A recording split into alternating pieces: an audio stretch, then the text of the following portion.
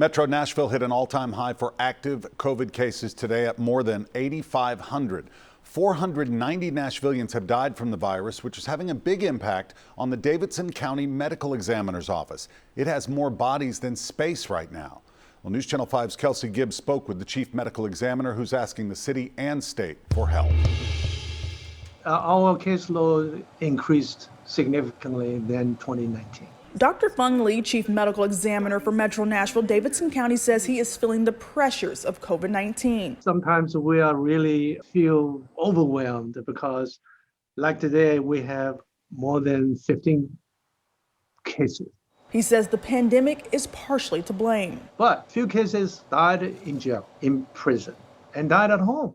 We have to take care of these patients. The medical examiner is not responsible for coronavirus deaths when someone dies in the hospital. But Lee says some indirect, record-breaking deaths from the pandemic is increasing the workload, like drug overdoses. More people died as a result of suicide and homicide. And not just that.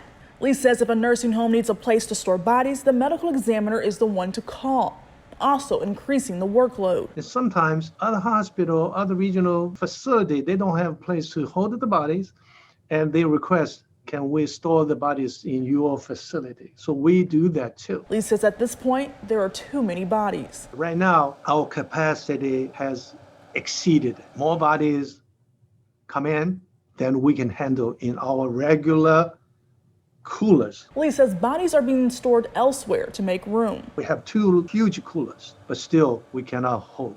And therefore we, have started using the trailers provided by FEMA.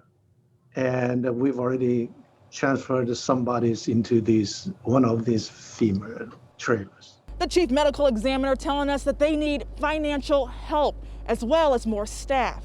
Obviously, we need more staff, more doctors, more investigators, more technicians and other staff members to support. Lee says they also need more money for more space. So we're in the process of getting our coolers expanded.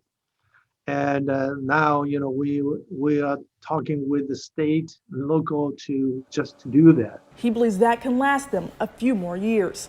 Kelsey Gibbs, News Channel 5.